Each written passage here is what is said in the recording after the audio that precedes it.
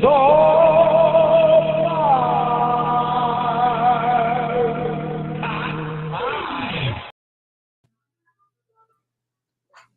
we are again. Wow. I can never not be surprised when the camera goes on. I can never. I know. It's always a shock. It's always a little bit of a. Wow. Look at us. Look at us again. Look at us, our contrasting colors. Remember, I know, red and blue. It's very appropriate, I think, for the topic arcade games, because usually it was like red and blue player. That was always, you know. So look at right. That. Look at that. Right. Yeah. And I think also it's almost like ebony and ivory, but it's more crimson and aloe vera. Aloe plant. I don't know. Aqua, maybe. I can't really. Yeah, definitely. There's definitely a blue green going on there. All right, Jim. What's the topic tonight? Well, what is the show called? The show is called. The show is called.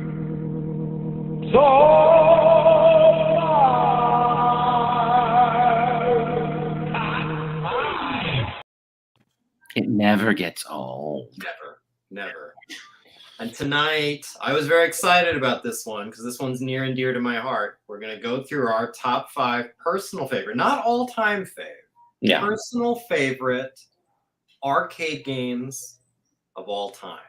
Yes, these are games that mean something to us. Yes. We're not saying that they're not the best of all time. Some Maybe of us the best, but that's not what we were trying to do.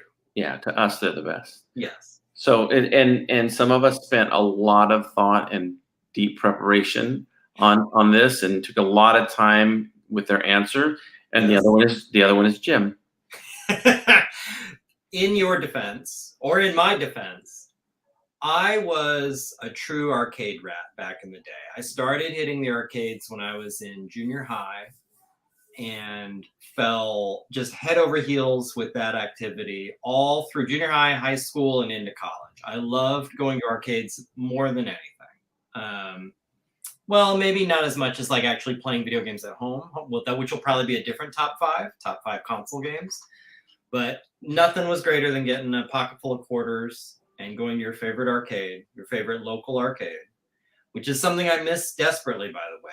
Kids today don't know how great it is to walk into a dark little arcade that smells of cigarettes and adolescent boy BO and has maybe some 80s music being piped in overhead, and all it is just a wall of sound of explosions and bells and weird spells going off and gunfire and karate kicks and at least one 14-year-old kid going dick like that.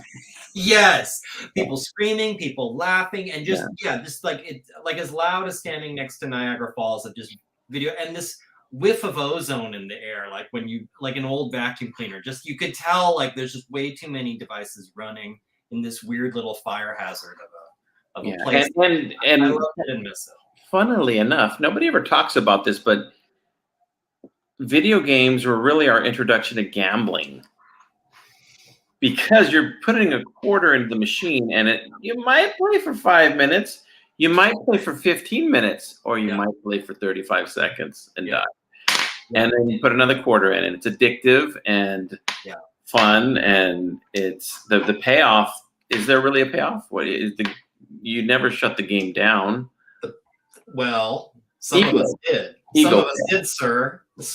Some of us did. And furthermore, there was arcade rat cred, like especially when the competitive gaming scene started coming in and you were kicking someone off the machine or getting kicked off the machine.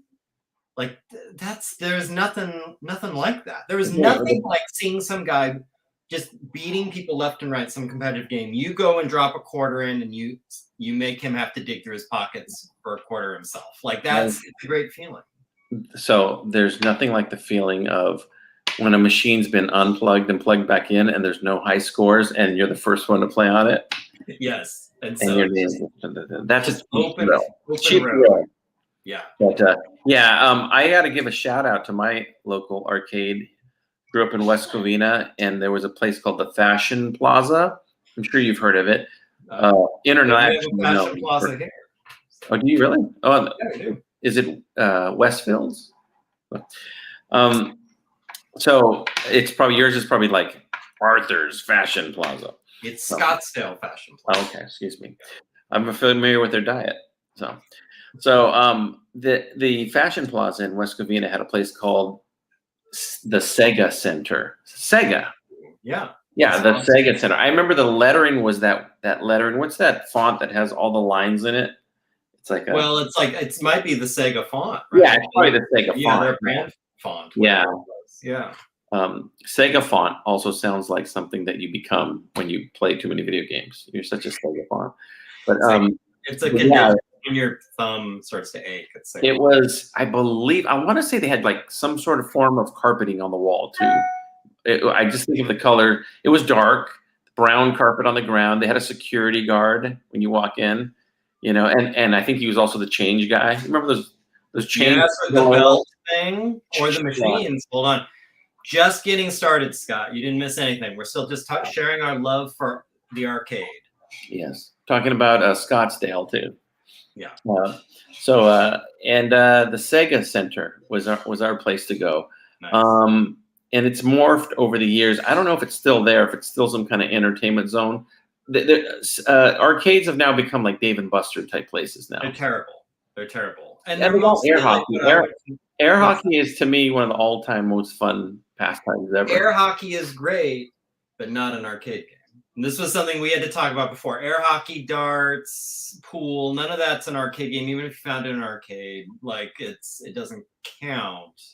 In my opinion. Well, I want to share this quick 20-second story before we get into that. Go for it. It's a humble brag. Okay. When I was probably in my 20s, I wasn't even a teenager.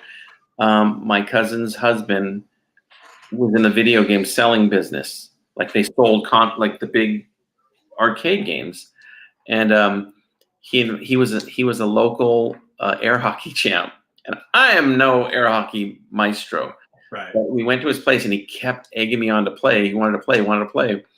You know, best out of 5 or whatever, and finally I did play him, and I ended up winning. I ended up beating him. And I think it's because he was so relaxed and just like, I'm going to wipe this guy out. Yeah. Because we played again, and I was so confident. I'm like, oh, we played in Vegas. We went on a trip with them, and he played him again. And this time he had his mind set, and he destroyed. I don't think I won a single point. But the first time I can say I beat him. So no, that's fine. Air hockey, and air hockey was one of the big my friend at the time who was my arcade buddy. There was always this guy you always wanted to go to the arcades with, was Javier Garcia. And what's that? Great guy. He's a great guy. The grudge match was always air hockey. Anytime you went in an arcade and there was an air hockey table, like you had to do at least one game of air hockey. Like, and then also this one I can name it now because it's not on my top 5 list. And this might have been a little later than you were in the arcades. I don't know, but Daytona USA was one of these sit-down driving games. I've seen it. You could do competitively, and that was always, if it was there, like we always had to do one race to see who. I was really hoping you'd say Dance Dance Revolution. Never played Dance Dance Revolution. I don't believe you. That's what you see now at Dave & Buster's, and you see what I would consider like event games, like foosball and like the little basketball things and stuff like that. Well, neither one of us are allowed within 60 yards of a Dave & Buster's. Not anymore. That's a different show. We're not going to go there this time. This time we're here to celebrate our arcade games that we love. Right. Real quickly, my favorite 2 arcade games, just to shout them out before we get started. Okay. First was the Gold Mine, which was in a mall, and it was made to look like a mine. It had like a wooden thing on the outside and a rocky wall. And it was like the Gold Mine, and it was just filled with arcade games. Then the big one, and this is where I spent most of high school, actually in favor of going to class, was Video Roundup, which was a little arcade on Scottsdale and Thomas Roads in Scottsdale. And it was fantastic. It had pool tables, it had air hockey, it had all this, and it had an enormous, fairly arcade floor, really good selection of games. I was practically living there. So, anyway. You mean like arcade games, like physical games? Yes. Oh, I got to go with air hockey and the one where you make, I don't know, you call it baskets, just shooting baskets. Yeah, that stuff. Yeah. But at the end of the day, I wanted like the warm glow of pixels. So it was always like I liked that stuff, but I wanted, a coin-operated arcade video game. So, all right, we got to flip a coin. You got to flip a coin. We're going to use technology. We're going to use an arcade game called Coin Flip. We're going to use the Coin Flip app. Boo Scottsdale, by the way. What's that? You have that. Scottsdale, yeah, I saw which it's a little snooty, but let's see here. I am trying to. Okay, got the Coin app, and I don't know how well this will show up. You will choose, Gary. You've got a quarter. I wish it had a token to pick. That would have been perfect. That would have been great. But we're going to do a quarter, which is also good. So I always, when given the option, I go with tails. So we're going to do tails. All right. I'm going to flipping. It's heads. You're going to get us started. I knew it. All right. All right. Let's get this show on the road. I'm excited to see. Very nice. Okay. Top 5. All right. Just like the title says, my top 5 arcade games. And I know this one. There were some that just barely made the cut. But my criteria was, I'm trying to think about how I felt. When this game came out, I was like 12 or 11. I don't know. But very excited to play this game. And let's just get right to it. It's a classic. Look at that. Donkey Kong. That is a classic. Very classic. Did you look at this visual presentation here? Look at this. Telling you, that's why I told you earlier, I said, we've got to stop with this. Yeah. This is becoming a whole thing. Yeah. I'm glad Donkey Kong is in someone's list. It's not on mine, but I'm glad. You know what? It is like it's like one of those songs you hear on the radio a million times. Yeah. But the first few times you heard it, Don't Stop That Feeling. Or no, Don't Stop Believing. Don't Stop Believing. Was a magical song. Yeah. But the 80,000th time you heard it, you're like, okay, I'm used to it. But then it makes a resurgence and comes back, kind of like Donkey Kong. I remember how much fun it was to play Donkey Kong, and I could zip through the first level, and that's it. That's it. I don't ever. It's hard. Yeah. It's really hard. Yeah. So now, have you seen? I think you would. If you have not seen this, you need to immediately put it on the top of your movies to watch list. Have you seen King of Kong, the documentary? Yeah. King of Kong? Many times. It's so good. And there's a follow-up one. Every time now I see Donkey Kong, I think of that movie. There's a follow-up one that I haven't seen. I haven't seen it either. It is super dramatic, and that didn't stop with that documentary. It kept going, the drama. So Scott asks a good question. By the way, Donkey Kong made by Nintendo. By Nintendo. Heard of it? You may not be familiar with this company, but it's a little company called Nintendo. Heard of it? Circworks Art Labs, a.k.a. Scott Circlin, a.k.a. the Scottsdale Strangler, writes, what was that guy's name who rescued the girl from Donkey Kong? His name, I believe, was Corey Kerr. And he would later become a human avatar of his electronic image. That's right. Scott, do you know the answer? Because I don't. Does anyone know the answer? It's Mario. This is Mario himself, a.k.a. Jumpman, as he was referred to in Donkey Kong. Really? Was it really Mario? It was Mario? I know Mario's in it, but is he the guy that rescued the girl? Because remember, Scott, I never got past the first level, really. He is. That is Mario right there making the lead. Right. What's Mario's last name? I don't know if he has. That's a good Nintendo trivia question. I don't know if he has. Puzo. Mario Puzo. Yeah, he was the Godfather. He would later write the Godfather. Originally, he was referred to as Jumpman, yes. And he was based on the art director of the game. I think his last name is Miyamoto. He based his appearance off of their landlord at where they were living. He was this kind of dumpy looking Italian guy in overalls. And in a red overalls and a blue. So he's like this, that's what he based his appearance off of. According to the lore. I wonder if he lived underneath a giant gorilla too. Maybe it goes even deeper, and the only way they could get between levels were pulleys and ladders and things like that. Right. Interesting. Wow. Just hearing the music of this, it makes you feel like you're in an arcade. I mean, it absolutely takes you back, especially that opening, like when you watch the little cinema of Donkey Kong crawling up the ladder with the girl and then jumping back and forth. What's the story? It's Donkey Kong is so close to Monkey Kong. Was that a misprint? No, apparently Donkey Kong, the idea was they'd seen King Kong. They thought Kong was the Japanese thought Kong was just sort of a generic referring to a ape. They didn't realize that was a specific. And Donkey, I think it was a weird translation where Donkey was like stubborn. So it was like stubborn ape, stubborn gorilla, something like that. It's sad that I know. My favorite video game is Stubborn Gorilla. We play it all the time. That's right. So good. Stubborn Gorilla is the knockoff that was put out. This is why this was the most difficult top 5 for me, is because my brain is filled with oh my god, this is crazy. This sort of shit. So anyway, wait till we get to Catch a Predator episodes top 5. That's gonna okay. All right, let's see your number 5. Wait, do we have a number 5? There we go, Gary's top 5. We have number 5. This one, we're just gonna get, and this is gonna be a fun. We're veering from an early classic to a later one that I have to admit, like it needs to be on my list somewhere. And we're just gonna go right for Mortal Kombat. Big Games, 1992. Now I have to admit, I never have been a tremendous Mortal Kombat fan, and the only Mortal Kombat games I really liked was this first one and the second one.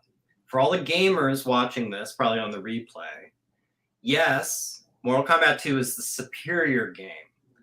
But I liked Mortal Kombat better, as janky as it is, as like kind of crude and primitive as it is, for a couple reasons. First of all, I liked how simple and straightforward it was. I liked that they had made this game so you could hear uppercuts and jump kicks from this game, no matter where you were in the arcade. It had this thundering bass where like you could be anywhere in that arcade. You could be shooting pool in the next room and you would hear like these crushing uppercuts and you'd hear finish him. Like, when people like were doing fatalities and things, they had it tuned somehow with the bass where that sound would carry outside the arcade. It was really incredible. And it made you feel like I'm at the arcade now. Like you were hearing this. What I also liked about it is I'm a huge bad kung fu movie nerd, and I love those sort of just trash Shaw Brothers kung fu movies. Yeah. And the first one had that vibe.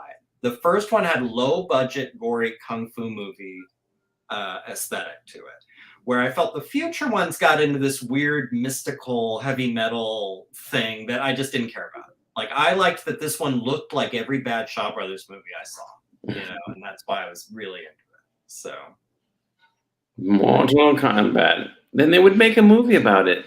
But I like the book more. A couple of mediocre movies about it. I thought the novel was a lot better. It had a lot more. The book was better. Yeah, there wasn't enough character development in the game or the movie. Yes, It is not a deep game. Could you fight a centaur in this game?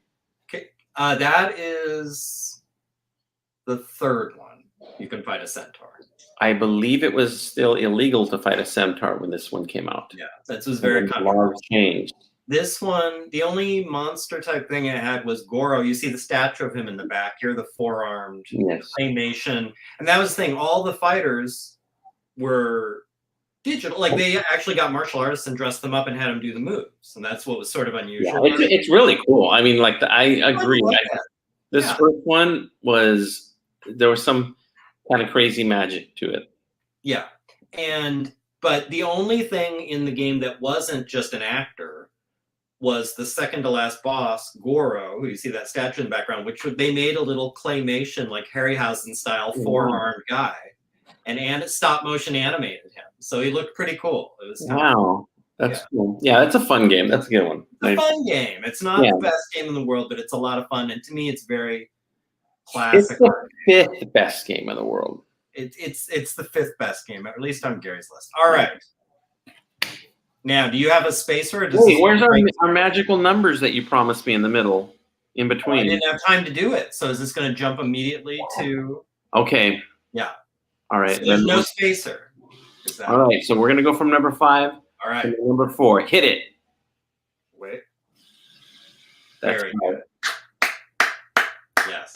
Pac-Man. Pac-Man is the Hey Jude of video games. It's the Michael Jordan of video games. It's the Coca-Cola of video games. It's the granddaddy. It has to be voted number 1 video game of all time everywhere as far as popularity goes. A lot of pressure to name.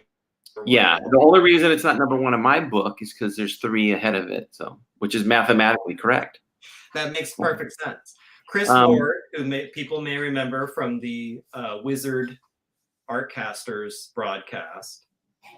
This is, I believe it's still his all-time favorite, to the point where he has a Pac-Man tattoo on his arm. Oh, really? Does he really? Yeah, he's actually, and he's phenomenal. He's one of these guys that knows all the patterns. He's phenomenal. So my wife said she knew patterns. I never learned a single pattern. I don't know. Run for my life, but it's infinitely fun. This game is, and there's, I don't know. I've probably been 4 or 5 levels deep in this in my life. Never beat it. Never, but it's just so much fun, and it really is one of the best. I mean, not only one of the most popular, but it is one of the best video games ever made. Yes. And I really like the ghosts. Thought they were really Pinky, Inky, Binky, Stinky, and Clyde. Pinky, and Clyde. Which all have individual AI behaviors, which I didn't realize till only a few years ago. They have individual what? AI behaviors. They all have a slightly different strategy of what they're doing. I think they just told you that, Gary. I swear I didn't make that up. People Google it. You can see. Okay. But a lot of people don't know this, but Pac-Man was a library cabinet. It says, "I love the cabinet art." You never saw that? No, I love. Well, and it's so of that era, like that cartooning. Yeah. I've often thought it's funny. I've never really been too interested in owning an arcade cabinet, but I've often thought if I did, having a classic Pac-Man cabinet like that, or even better, a Miss Pac-Man cocktail table. Do you remember the cocktail tables? I've seen those recently. We played one not that long ago. I think that would be one of the coolest things you could have in your house. Like just to have when you could sit and have a drink at it and play a little Miss Pac-Man, it'd be awesome. So Pac-Man, by looking this up, I found this fact out. Pac-Man, I believe, came out in 1980 from Namco, and then Midway picked it up like around 81 or something like that, and that's when it really blew up in America. And Pac-Man, I looked this up, but I don't remember the origin of the word Pac-Man, where it comes from. I believe maybe Manny Pacquiao invented it. That's one possibility. I think San Diego means whale vagina. No, I think it's, I believe it was Puck-Man, because he's shaped like a puck. The story, this is the myth. Wow. The story is that, the urban legend anyway, is that they changed it when they brought it here because they were afraid kids were going to modify the cabinet so it said Puck-Man instead of Puck-Man. Or Tupac would come by and he would write TU in front of it.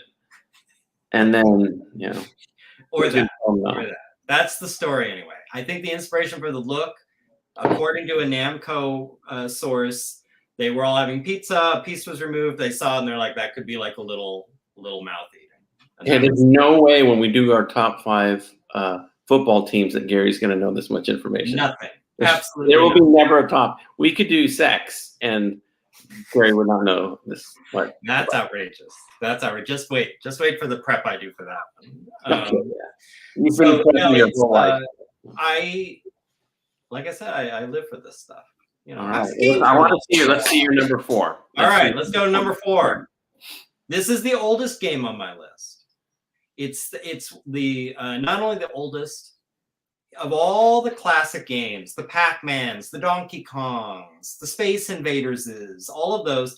This is one that I actually not only really, really loved, but it was the only one that I was ever anywhere near good at. Like I always enjoyed playing it, and I felt like I was competent, which I can't say of a lot of classic games. And that game is Missile Command.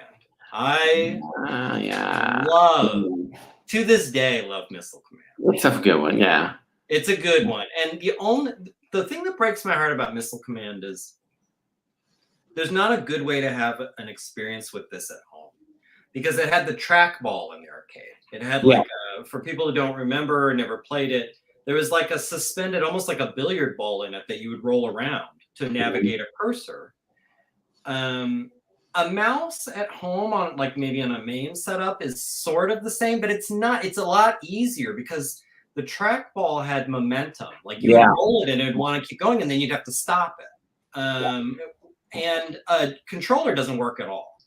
So it's kind of it's almost like a lost game. Like, yeah, you can download it. Yeah, you can put it on your MAME, but it's just not the same experience. So when you were in school, did they ever have that game you'd play on a piece of paper where you take a pencil and you go, and it'd be like you draw a little spaceship and you try to hit another spaceship and you go like that? Yeah. That reminds me of Missile Command a little bit. Yeah.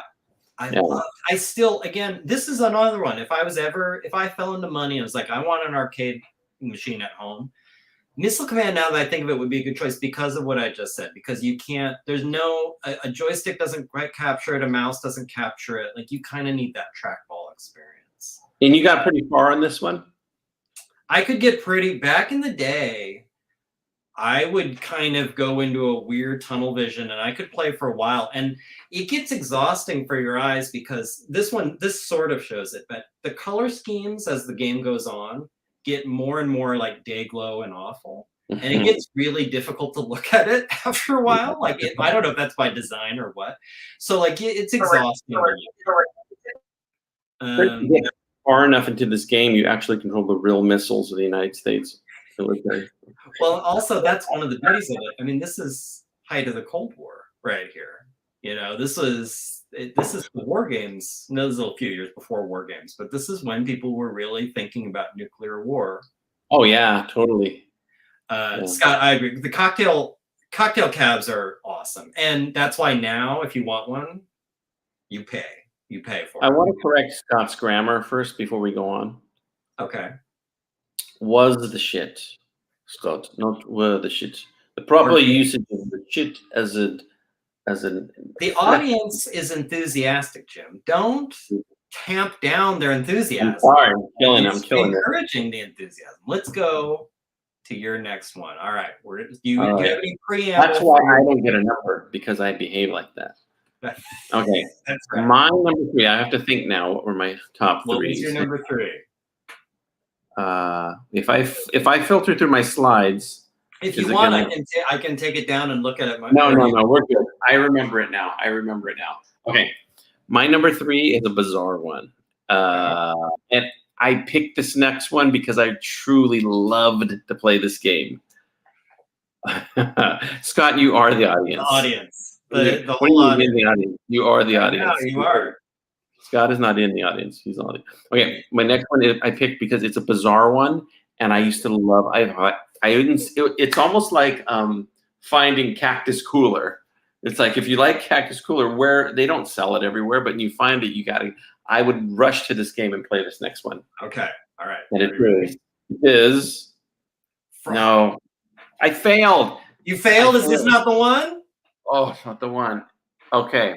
This is why you play this one. Tell me about Frog. First of all, another excellent. This is my second favorite of the very old school arcade. Can I rewind that scene and do it again? Because when you hit the button. Do you want the build up? Pretend you didn't see Frog. Let's just. Okay. All of that stuff I just said about being weird. Yes. It's for one that is on my honorable mention. I just remembered right now. This is a weird game though.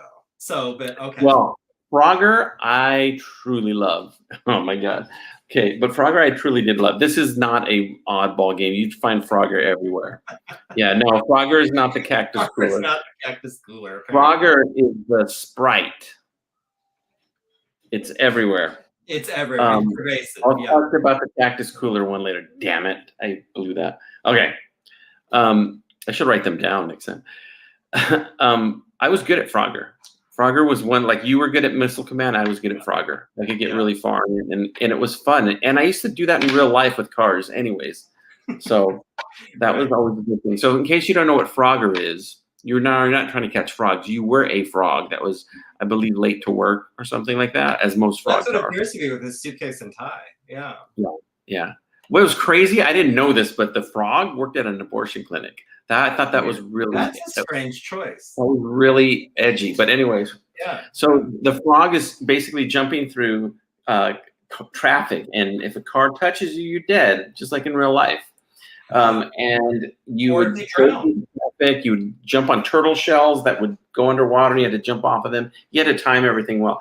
Now, I was half kidding. I did live my life preparing for this game because as a kid, one of my favorite activities, and this will make sense, was on the swing sets when the swings were going.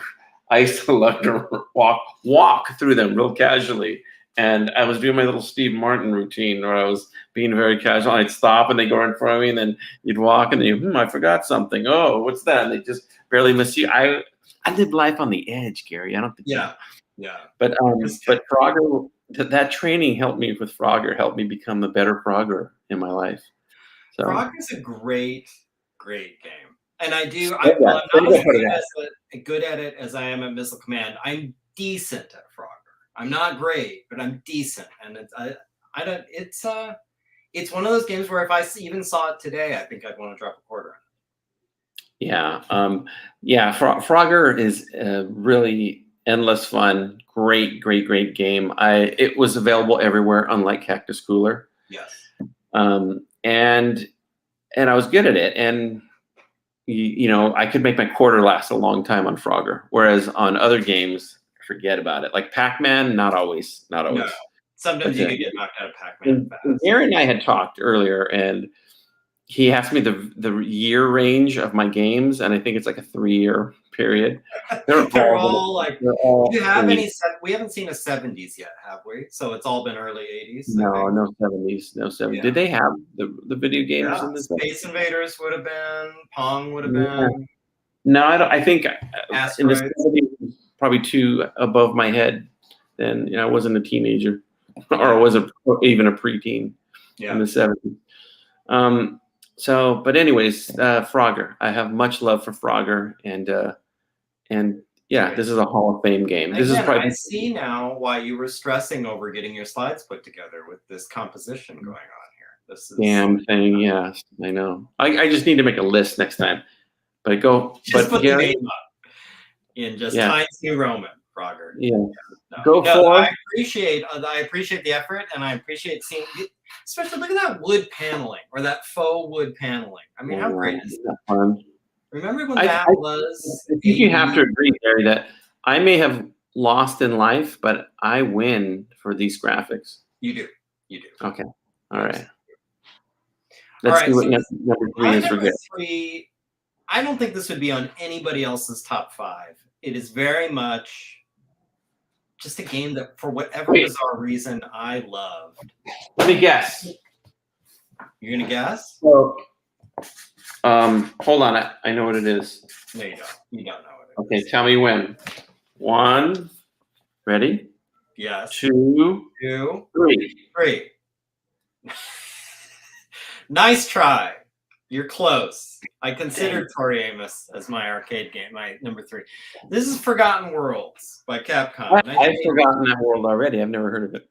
No, I feel like, again, I don't think I've ever met anybody who would put this on their top 5. It was a game. I literally have never heard of it. Yeah, it didn't show up a lot of places. Again, and I don't know, this is just a coincidence with Missile Command. Another game with an unconventional control input. It had a dial. So your little character there, the guy in the blue pants, you can rotate where he's shooting 360 degrees, and it's just a twist dial. And then you had a normal joystick to navigate him around the screen, and he was just a little spaceman with a laser gun. And you would fly. He have a shirt on? I'm sorry. Does he have a shirt on? He does not have a shirt on. As most spacemen don't. As one does in the 80s. He's got some Ray-Bans and a crew cut. It's just, that's what he looks like. I should have pulled an image of you see him close up in between the cutscenes and stuff. Forgotten Worlds. Forgotten Worlds. It's a post-apocalyptic landscape. It's a shooting game, like a space shooting game, like like Defender or R-Type or Gradius or any of these other games, except with this mechanic of you can rotate and shoot in any direction. And what I liked about it was so off the wall. Like, for example, your player is a shirtless guy with sunglasses, like flying around somehow by magic. The levels would be very strange. There was like a very Japanese themed level. There was an ancient Egyptian looking level. There was like a post-apocalyptic wasteland level. At one point you fight the god Mars, and he's many, many screens high. You start at his feet and you fly all the way up to his head. It's like going up and up and up. He's this big guy in blue armor. It makes no sense at all. It's just this bizarro game with really good graphics and really interesting. The only thing that could make this game more random is if it had a soundtrack by John Cougar Mellencamp. Sadly, it did not. But the soundtrack was phenomenal.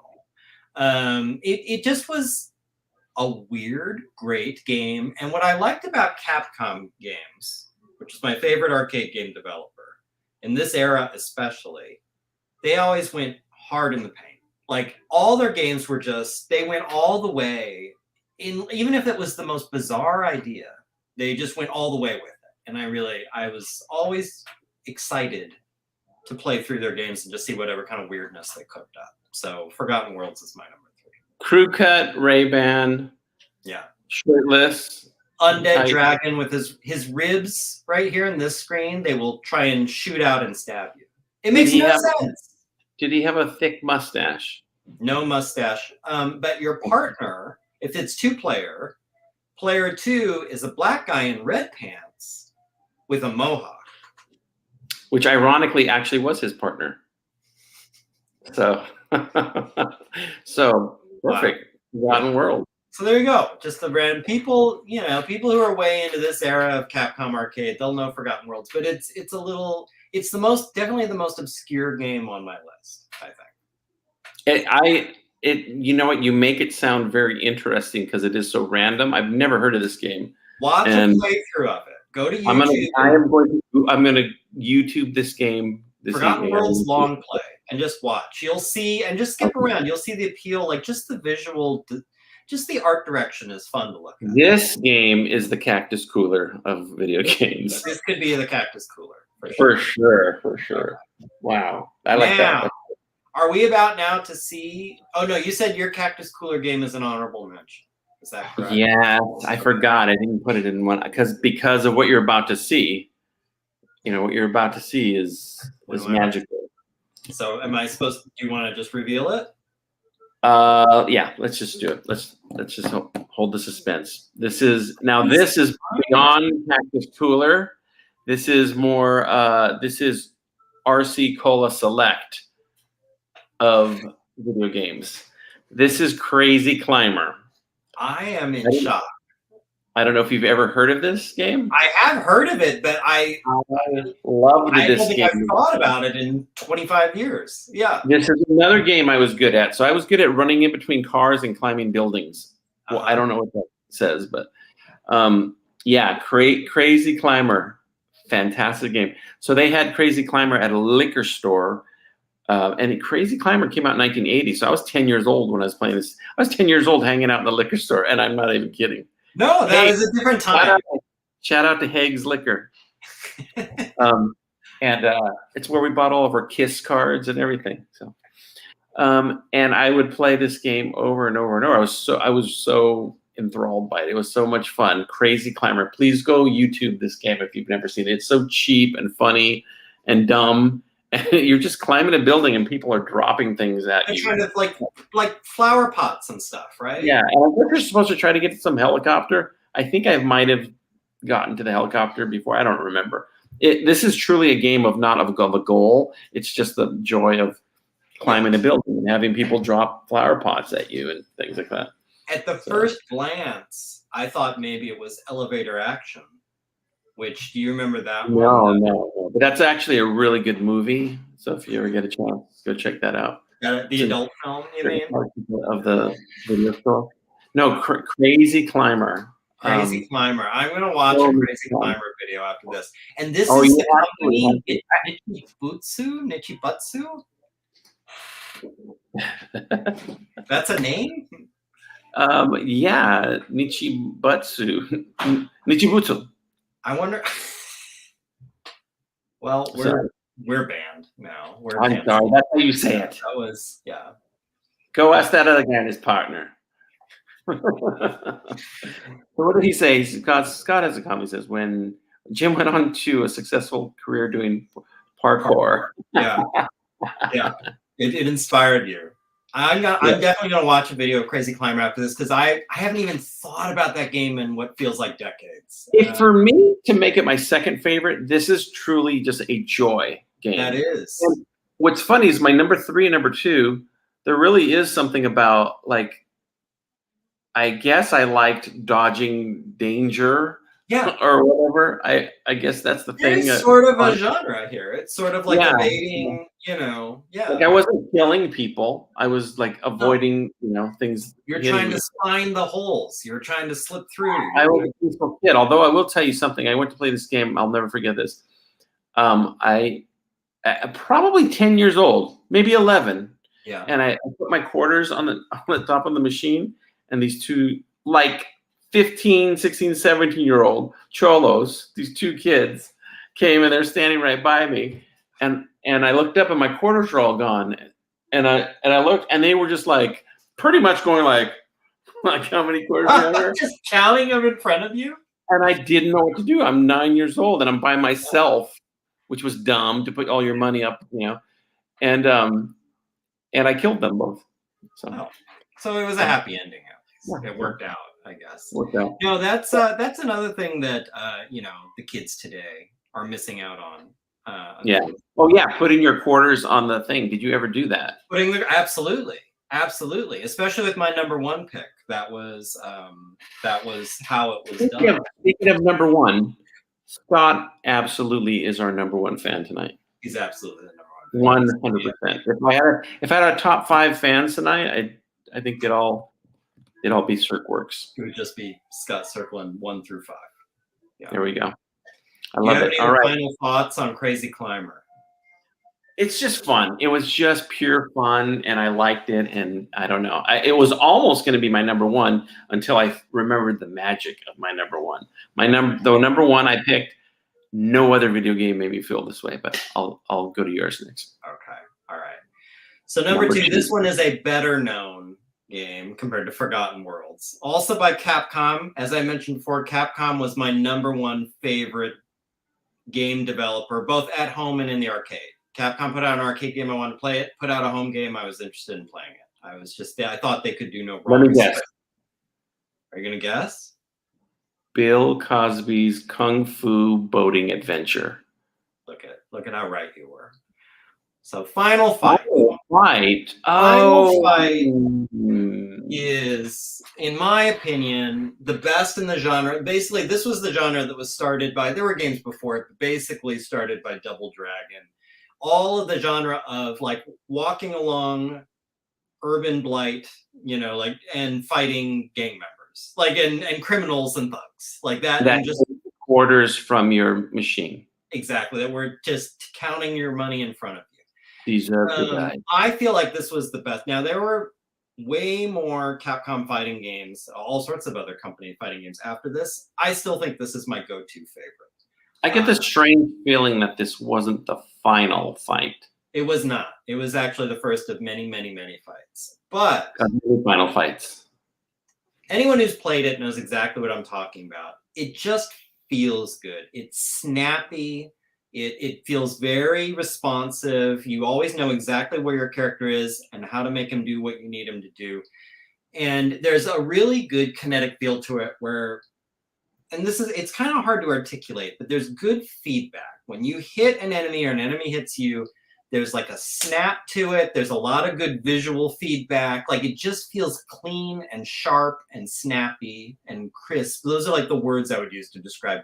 It's a very fast-paced game. It never feels like oh, you didn't mean to do that, or oh, like, it's like it's slowed down. Like it got like Double Dragon was notorious for like 4 different people came on, and the game just starts creaking because it just can't keep up with all that. This game never did that, but it's very like straightforward. It's guy's girlfriend gets guy's daughter, the mayor's daughter, gets kidnapped by the evil street gang. And the mayor, Mike Hager, who happened to be a former professional wrestler, just tears his shirt off and decides he's going to go out and start beating up the gang members to get his daughter back. It's ridiculous Capcom premise. He recruits his daughter's boyfriend, Cody, who you don't see here, and also Cody's best friend, who happens to be a ninja, Guy, who's this guy in the orange kind of gi thing here. And it's like 6 or 7 levels of just working through the city, beating up thugs. And it's so satisfying. Did anybody ever think that these gang members might be poor and that it's never you don't go there. What did the daughter do? Maybe the daughter did something really bad and they were just trying to bring the victim? It sounds like you're blaming the victim. Just trying to take their I'm just trying to you're just asking questions. I see. We want a fair final. Just asking questions. Yes. Okay. Anyway. So what happens at the end? Did you ever get to the end of this game? Yes. Oh, many times. And I still have it at home. I have it on my Xbox today because this is a game that was very popular. They re-released it. You can get it on any modern console. You can find a way to download Final Fight. Here's a little trivia fact that the daughter's name is actually named Eva Braun. So it kind of tells you who you're playing for there a little bit, right? The ultimate boss. This is her, by the way. Do you see her screaming sexily in the big thug's arms right here? That's. Oh, I didn't notice that. Yeah. This is when you start the game. He laughs at you and runs off with her. You karate kick the barrels out of the way, and you start your, beating 150. Can't tell because it's kind of small, but I think that's James Hetfield. 1987 James Hetfield, I think. Pretty sure. The end of the game, it finally takes you to the fancy, like the rich part of town, and you go up a tall building where the ultimate boss is like some rich guy who's somehow been financing the street gangs. And so I will say that you make this game sound really fun. I think we would have hung out as kids. We would have played as 2 players. I'm not playing that stupid game. And by the time you've explained it to me, I'm $30 into this game. This is another one to find on YouTube. Final Fight playthrough. It's great. Okay. And the ending, it's like you fight the ultimate bad guy. It's like the end of It's a Wonderful Life. He's this rich guy in a wheelchair. And so this game has levels. This game literally has levels. It has levels, yeah. And you kick him out of the wheelchair, and you end up throwing him out the window, and they show him falling all the way down, like, from the skyscraper. And then oh no! So you're attacking the poor and handicapped people. Absolutely. Okay. Yeah. So all of your games. It's 1989, guys. So this game is like a novel. It's like you've got to rescue the daughter who had some problems with her father because of his business practices, but the boyfriend was really kind of more of an in-between. Whereas my games are just like, well, you just climb up this building and people drop things up on your head and you just try to get up. Yeah, really, very sophisticated there. Actually, I'm serious. You make me want to play this game. Let me tell you something. Like I said, I have it at home.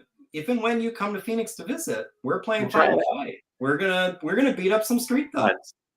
Think about this, Gary. Grown-up Gary, if you go back to visit 13-year-old Gary and say, one day you're going to have a video game of this in your home. Yeah.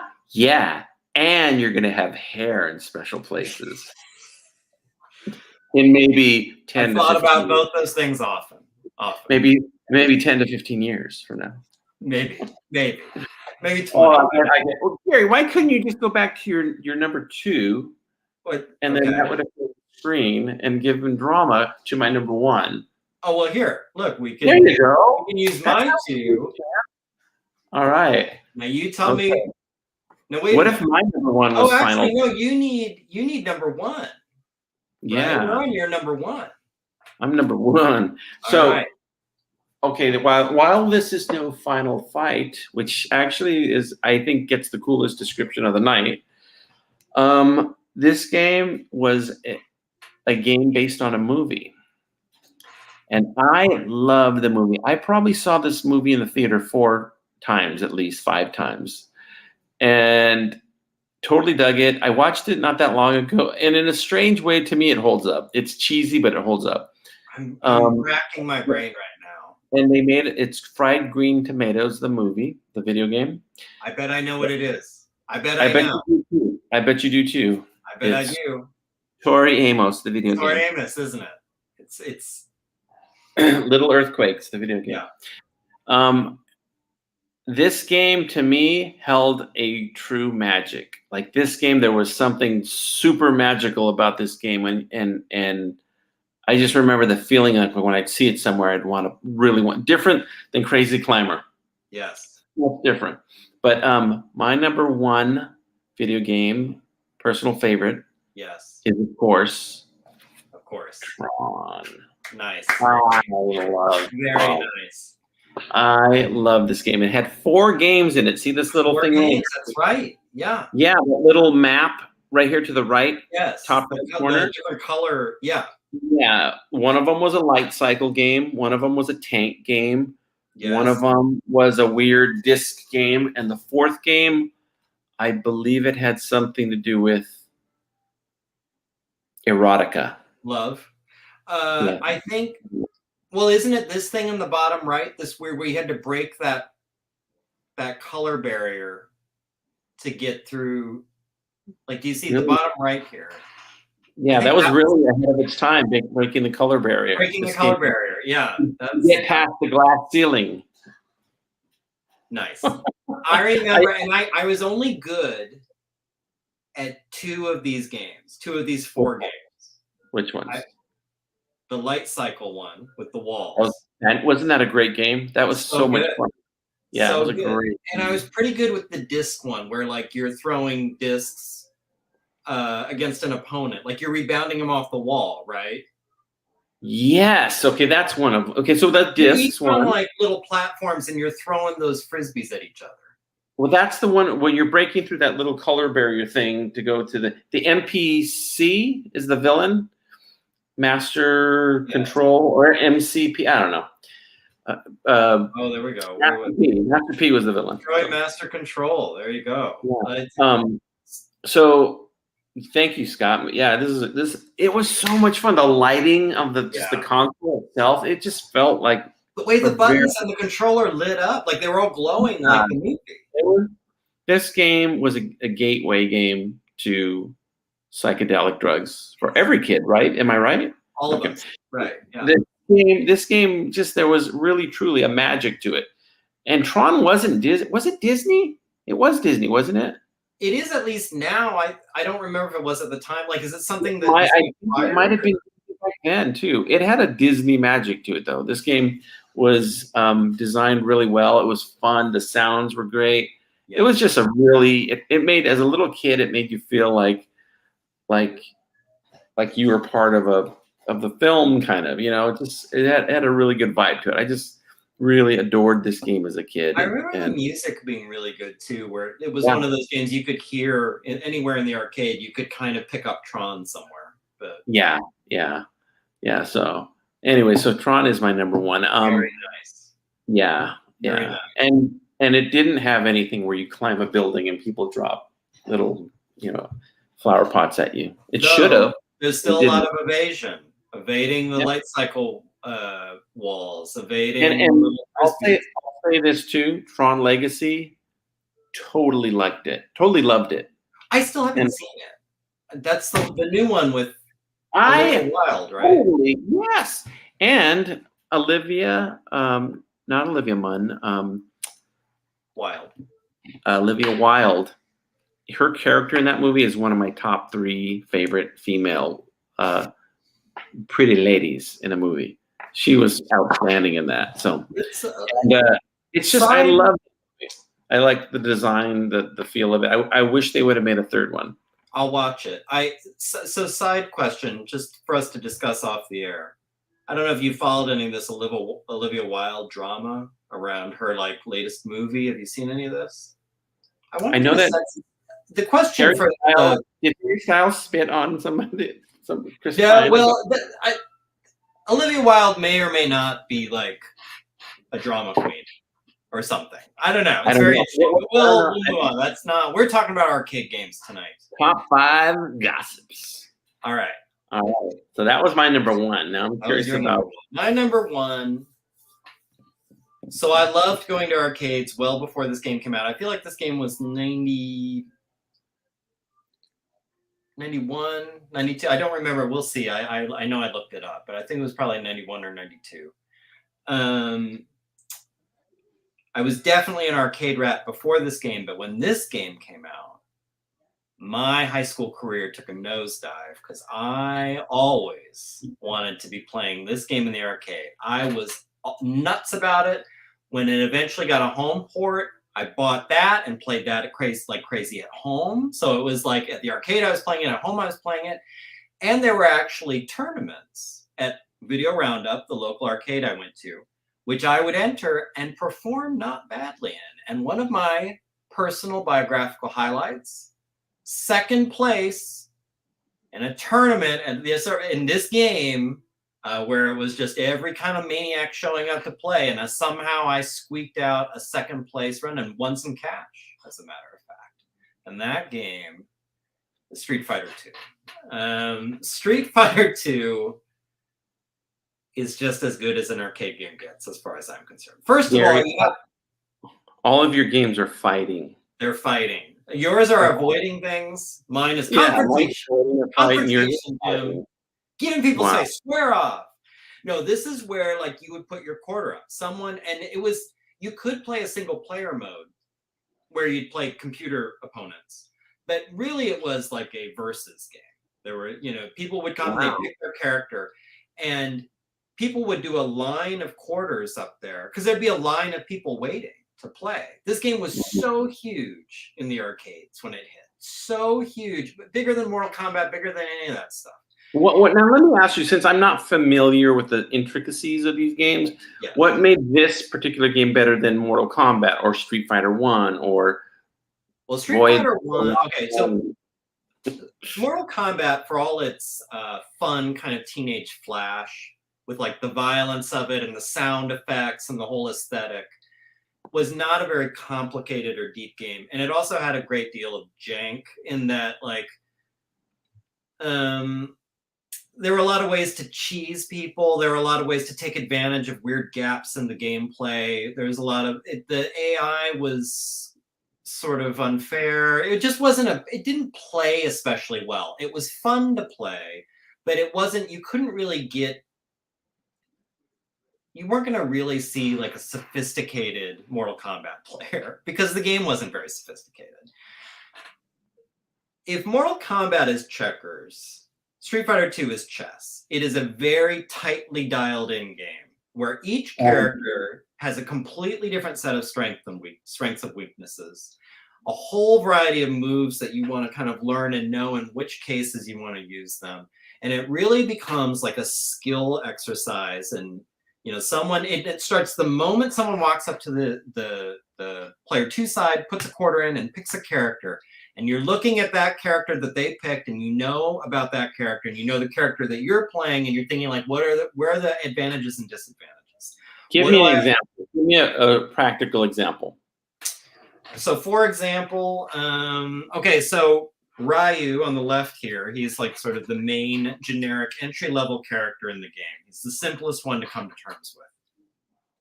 He's what I would consider sort of a zoning character where the moves he has are very good in like repelling people from getting close to you, that they have to make themselves vulnerable to get close to you. So you have, I think, a lot of advantages when it comes to characters that can't attack you from a distance. If they have to get close to you to do damage, they're disadvantaged. Like you have lots of ways to keep them out. Like, and that would be little examples like that. On the other hand, like Ryu might not be great in terms of like how close he needs to be someone to throw them, or what his combos abilities or like there's all these different variations where you really need to know each character, and you got to know, oh, he picked this guy. That's going to be a real tough matchup for me. I think it's like chess, but everybody's starting rather than white and black having exactly the same pieces. It's a chess game where everyone's playing like there's like green pieces and a red side and a blue side where their piece set is different. So like maybe a picture chess, but instead of having 8 pawns, you have 6 pawns and 2 extra rooks. And then like maybe this character, like a different character has a slightly different balance, better at some things, worse at other things. That's kind of what the character selection is like in Street Fighter 2. You're sort of picking based on your play style. How do you like to play? Like, do you want to be really aggressive? Do you want to be defensive? Are you more of a grappler type? Do you want to get like a big character that can go in there and grab somebody? Do you want to be more finessey where you don't do as much damage, but you're fast? Like, you're going to make that decision, and then you got to figure out how to react to all these other players coming after you. I think it's just an endlessly replayable game, especially with humans.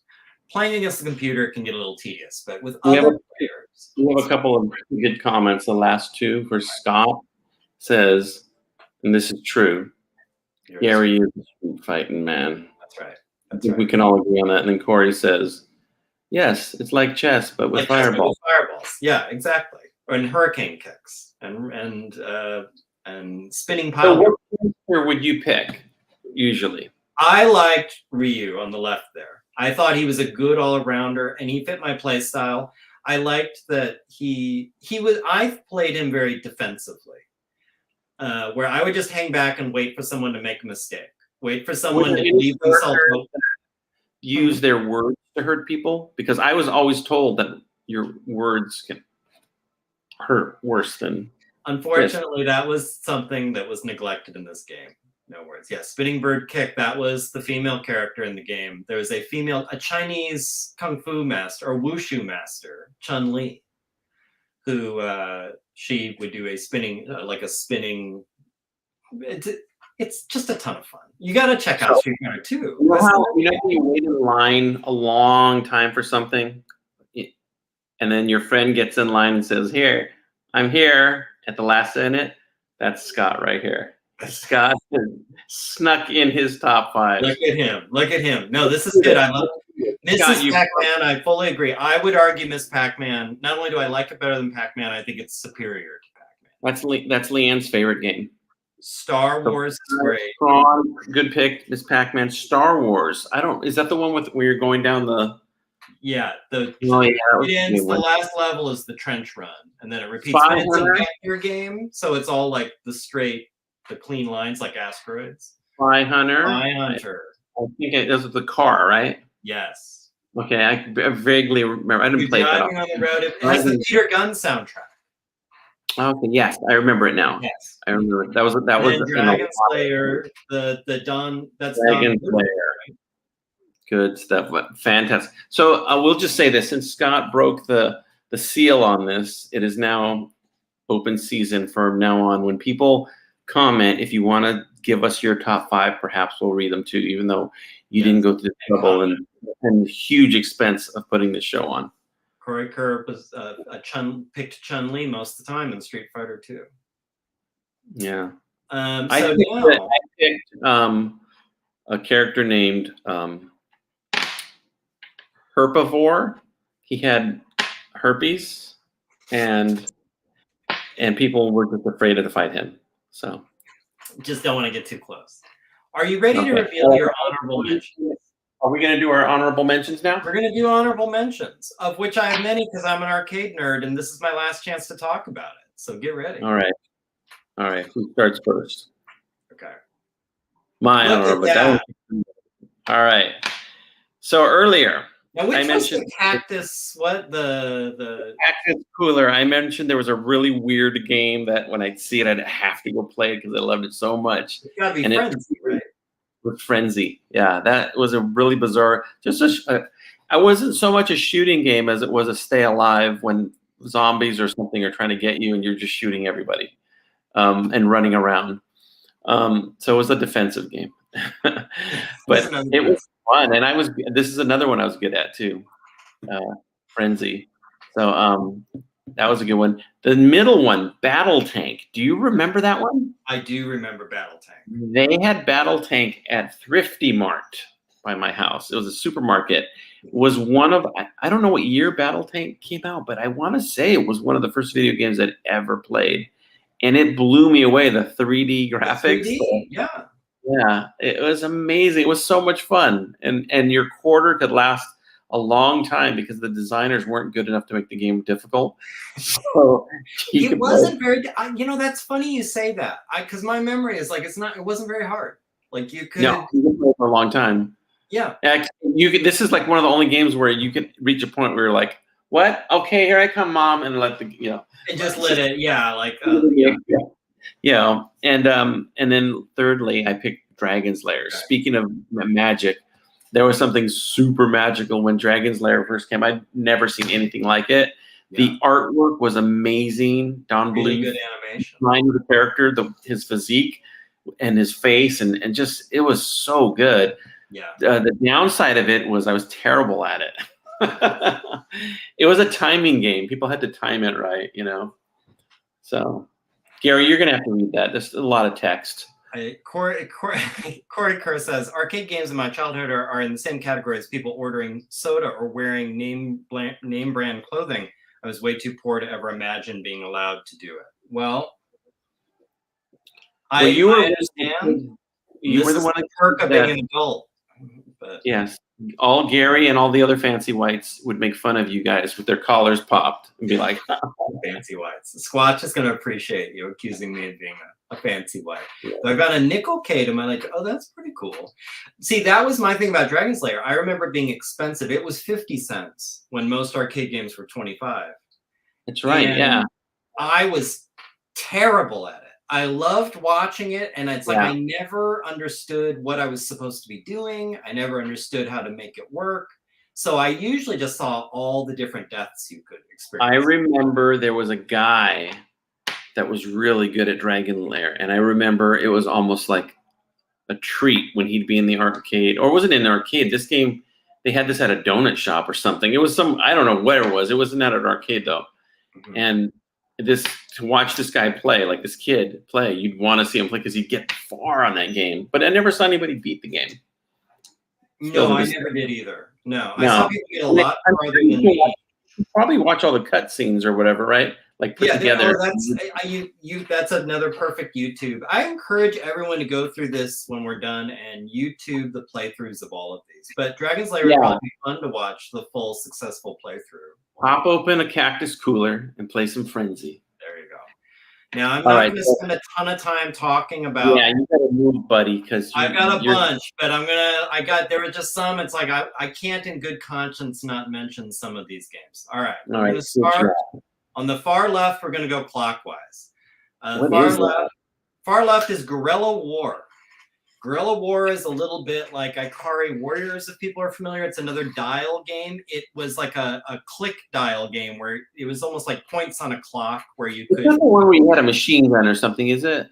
You have a machine gun. You can throw grenades, and what I thought was fun about it, I liked Ikari Warriors. This was like next gen Ikari Warriors.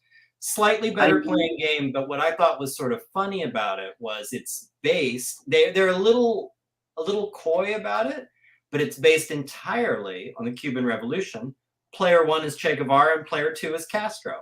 Never by name, but when you look at them, you can tell that's exactly who they are. And when you see the map of the game in between levels, they show like now you're attacking the rail station. It's Cuba. And the last level is like a palace, like a presidential palace. Like it's very much like the game, Cuban Revolution, the game. And I thought it was a little subversive for this Japanese company to release this Cuban Revolution game in the United States in the late 80s. This is reminding me of another game, and I don't know if it was a home console or a video game, like a war game where you'd go up and you'd throw grenades and they blow up and you'd make your way up. You'd work your way up like that. Well, it moves like that. You move up. That could be Ikari Warriors. There's a few. I'm going to have to YouTube this game tonight. YouTube for sure. Guerrilla War. So moving clockwise, you see Operation Wolf up here. Operation Wolf is the one everyone remembers this in the arcade. It had like an Uzi on it. and it was like a shoot at the screen game. And you would the screen would slow pan, and these like enemies and tanks and helicopters would pop out, and you would shoot them. That was the entire game. Were they all enemies because they had different religions than you? Yes, and most of them were not white. So that's just, you could tell you could tell you were maybe in the southern hemisphere. Let's just say that. So fancy of you to say that. It's so inappropriate. But what was cool about it, not only was it having the gun, it had like a force feedback thing where when it was like firing the machine gun, it would really click, click, click, click, click, like it would vibrate your hand. And so you got a little bit of physical feedback, which was fun. I was waiting for you to say like when you fire a real Uzi. When you fire. And then I was going to follow that up. A real Uzi. When did you fire a real Uzi? Okay. Moving clockwise, we got Ghouls and Ghosts. People are probably most familiar with this game if they had a Sega Genesis back in the day.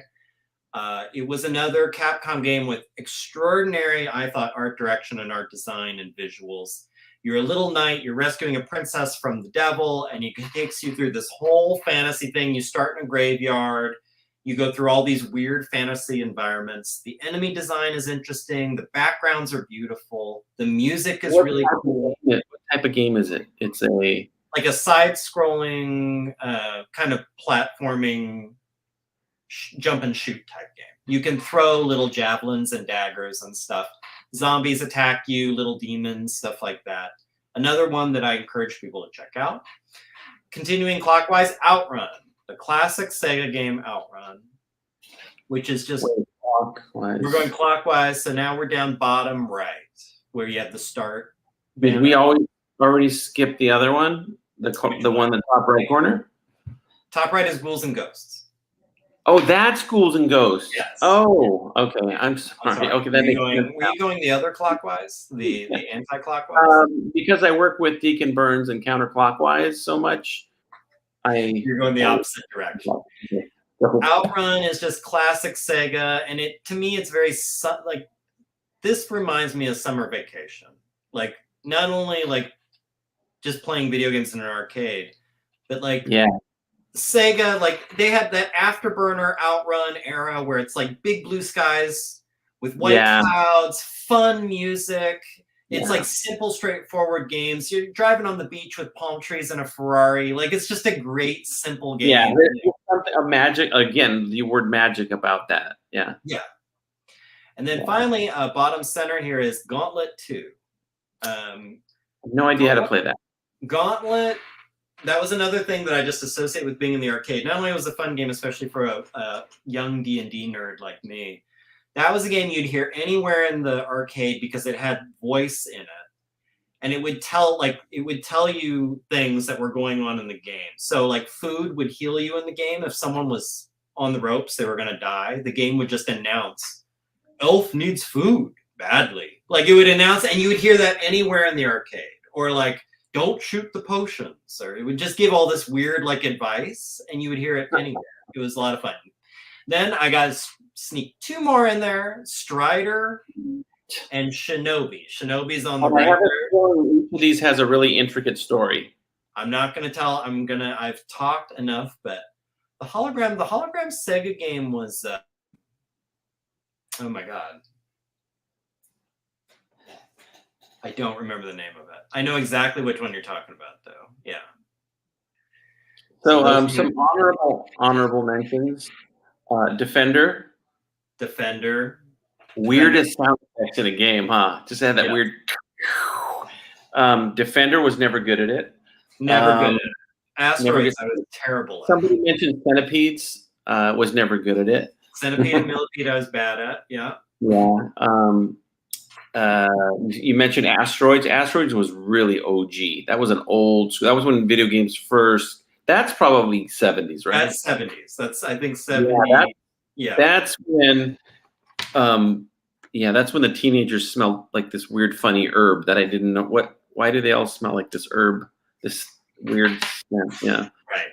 Yeah. Corey, I would say yes. I've read Super Mario, and I recommend if you'd liked it. Game Over by David Steph. Game Over by David Sheff is excellent. And it also has a whole chapter talking about how Nintendo got the rights to Tetris on the Game Boy and the Nintendo, which is fascinating. It's crazy because Tetris was developed in Russia by a guy. It was communist. It was the Soviet Union. Like technically, the government sort of owned the game. It was a whole rights thing to try and get. No. Tetris was developed by Steve Tetris. He lived in Fort Lauderdale, Florida, and he was a computer engineer. So let's just end it with that. I'm gonna look up. So, well, speaking of, go to my very, very, very last slide. Okay, hold on. Speaking of, the Sega hologram game was Time Traveler, according to the internet, which is never wrong about. Speaking of, look at that. Look at you. Speaking of, look at you've been watching another fantastic. I swear, if this is somebody's first episode, Gary is not this knowledgeable about every topic. Please don't give him a big head. Absolutely. You were like Einstein, and I was like Feinstein. Just wait till we do the home console top 5. It's gonna like home console. Well, here's a little spoiler. Most of mine will be sports games. So that's fine. Love the home console sports. That's good. Then we won't have any I bet we will not have any overlap at all. No, we won't. We won't. In our and we almost did with this because there was one in particular. Donkey Kong was nearly in mine for sure, and Frogger was nearly in mine. Could we one more from Cirque Works? Can we put his last comment for while you leave the game up? Invite gate, yeah. I'm gonna read it in Scott's voice. Off topic, Gary, but on the last show. That's Scott's voice? Yes. On the last show, you after Jim, I don't know, you offered Jim a home-cooked meal by Chef Gary, and the guy who lives 20 miles away gets no invite? #snub. You can't read the last again. That's Scott's voice. Scott Cirkland's voice. And you can't read the last part on here, but says, P.S. You're a dead man. Invite gate. Look at that. Yeah, you know what? I would just say this hypothetically if I lived in Arizona, and hypothetically if I lived not too far from a guy who hypothetically said he was a really good friend of mine, and he'd offered to make a dinner, and hypothetically he didn't invite me, I would hypothetically kick the shit out of it. I'm just hypothetically, but I'm not trying to influence anybody. Let me clarify. I'm looking forward to the whole Artcasters crew coming by for me to make dinner for everybody. How about that? What about that? I'm in. I'm down for road trip. Come and visit your Arizona friends, Jim. How about that? And which Josh, I still say is sacrilegious, but Arizona, in my opinion, does have the best Mexican food I've ever had in my life. Thank you. Now this is literally Tucson.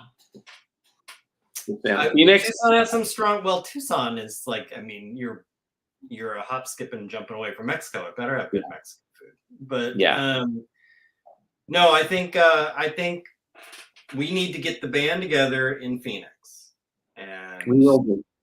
There's lots to do, lots to see, and I can entertain. Absolutely. One question I have to ask before we go, and this is a real question. The game Guerrilla Warfare, is that the same as Contra? Corey had mentioned the word Contra. Contra Scott mentioned Contra. Contra is a Konami game.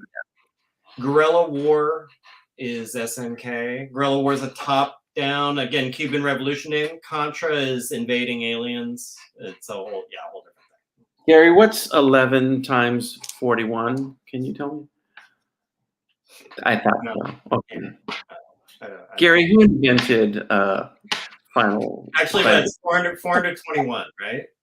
Isn't it 421? I saw you look it up on your phone. And by the way, thought about it. I mean, 11 times 41, that's 41 times 10 plus 11. Gary, even if you got the answer right, I wouldn't be able to verify it. Okay, so. And you would not give me this moment. You could have said it's porridge, and I would have been like, damn it, he got it. Porridge, yeah. We're just gonna see. Look, you come out, make the trip. Everyone has dinner at my place one night. Everyone has dinner at Scott's place one night. They're 2 meals down. That's the most expensive thing about a trip is where are you going to eat? We got 2 meals taken care of right there. Well, I've been to John. I've been well, no, I haven't been to Josh's house, but I've been to Corey's. Parents' house. Once when they were home, once when they weren't home. So, but well, this has just become a love fest. So, well, rather than keep the show going an hour and a half, this is a lot of fun. We will. Do we want to break the news here? Well, let's break the news. I think we should tease. This is now. You tell me if you want to add information. This is what I think. Okay. So we already know next week's topic. Yes, it's going to be top 5 love songs. Love songs. Now we had a long discussion about this too. Maybe that's what we can talk about this time. There's going to be a surprise for the future video. Like maybe we'll tease closer to. But what I think we can start talking about now.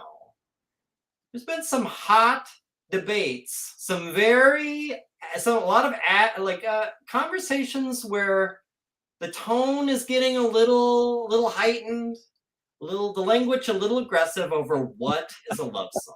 Over love songs. So can I say ironically, my thoughts? The first time Jim and I are going to have a fight is probably going to be over love songs. A fist fight over love songs. Yeah. So my thinking is that love songs, we have to be a little bit specific because love songs is this big umbrella and there's all kinds of different love songs underneath that umbrella. There's breakup love songs. There's still a love song. There's happy love songs. There's all kinds of love songs. You baby love songs. There's take me back baby love songs. So my opinion, I said before we did the show, we should kind of decide what sort of genre of love song, like, are we doing, are we going to be ironic with every, because my quote was, what if I say, well, I Can't Drive 55. That's my favorite love song. Well, Jim, that's not a love song. Nobody is going to pick that, so it doesn't matter. Because I love driving over 55, so it is a love song. Here was my analogy. I understand Jim's concern. Jim is afraid we're going to do like top 5 Christmas movies and some jackass is going to say Die Hard. Like that's what he's afraid of.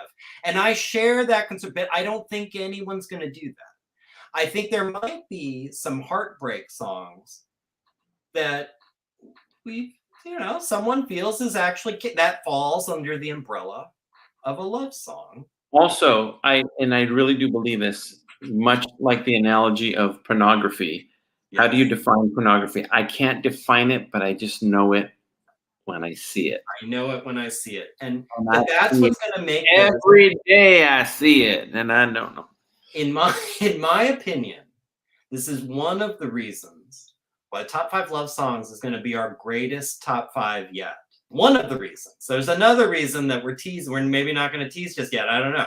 But one of the reasons, because I think there is going to be maybe at least 1 or 2 dust-ups over, is that a love song really? Scott, look at Scott's last quote. It's great. What's this? He says, I think I better let it go. Looks like another love TKO. Wow. Yeah. Wow. For example, okay, so here's one. Now I'm going to agree with you. This is not a love song, but this was an example just for you to talk amongst yourselves. I threw out there, is Dolly Parton's Jolene a love song? Now, and what did Jim say? You said no, absolutely. What else did I say? What was that? It's a murder ballad, It's a murder ballad. Whatever it is, I feel like, I agree with you, it's probably not a love song. But I think it's a little borderline. It's a little borderline. So yeah, you gotta be careful because we're gonna be opening Scott is like, but no. Okay. Yeah, otherwise you start opening the gates for the contrarians. Yes. And we want to keep the contrarians out because they always ruin the party. No, but you really do. Then people immediately start thinking, oh, what could I say that's so weird that they'll be like, yeah, you said that's a love song? Nobody's going to do that. Nobody's going to do that. Here's another one, Scott, and you'll know this one because everyone here is about the same generation. I've always thought of the Cars song Drive as a love song. And I agree. I said yes. You agreed, but I'm reading the lyrics and now I'm doubting. So I don't know. What, Scott? We're going to put it to you. Tiebreaker. Is Drive... Typical fancy white contrarian. Is Drive by the Cars a love song? By the way, Squatch, if you're watching, please refer to Gary as the fancy white contrarian. Okay, well then, I don't know. Maybe Drive will pop up in my top 5. You can just tell. Sometimes you can just tell. And then what else did I tell you, young Gary? See, that's the problem. If we're going by just tell, I would have said, for example, Sinead O'Connor, Nothing Compares to You is a love song, and you said no. I said no, but I wasn't like super strong no. It's like a on the fence no, but I still say no. This is why people need to tune in next week to Top 5 Love Songs, because this is where Jim and I never speak again, because we just cannot agree that a certain song is a love song. Until that certain love song brings us back together. That's right. That's right, baby. Baby, I'm sorry about everything I said. I just get so crazy sometimes, baby. You just make me feel so much. I just don't know. I just don't know what to do with myself. I lose my mind sometimes, baby. That's all. Well, he cares. All right. That's how I kind of took it as. Yeah. He cares for for Drive. He's seeing this girl kind of unravel and spin, and he's trying to reach out to her. Yeah. Yeah. Okay. Yeah. Yeah. He's Scott's having trouble with song tonight. He really wants to say song. Songe, it's French, Gary. Come on, that's what that could be. But I really do think it's game over right now. But I can't wait. I can't wait. It's gonna. I'm telling you, man. One day we'll have our own little, like, not a debate show, but a conversation show. Yes. For intelligent talk. Yeah, because that's a great. We have these. Gary and I do have these deep conversations that go off the rails. We do have exactly what you just heard in the last 2 minutes is exactly what we talk about on the phone. Pretty much for like an hour and a half. Yeah. So do you want to tease? So that's next week, Love Songs. More to come. Get ready. It's going to be a very special episode. Now, the next one, do you want to tease that one? Because you've got a little bit in the works for the next. After that, we will have our first, let's just say in the next couple of shows. Familiar face. Let's just say in the next couple of shows, we will not be alone in this universe. There might be. We'll say future top 5s. There might be occasionally like a guest rotated in. Occasionally, yes. Occasionally. It won't be the norm, because obviously Jim and I can talk plenty. But every once in a while, a little rotating guest action. Why not? Yes. And if they don't want to rotate, tough. They sit and spin. No. Wow. And with that, just dropping the Well, you're the one that said rotating guest, so I didn't really mean it in a way. I mean, I just mine went. I mean, well. All right. We did it. We got another one in the can. Another one in the books. Top 5 arcade. You know what? Just to remind everyone. Patting on the back. What's going on?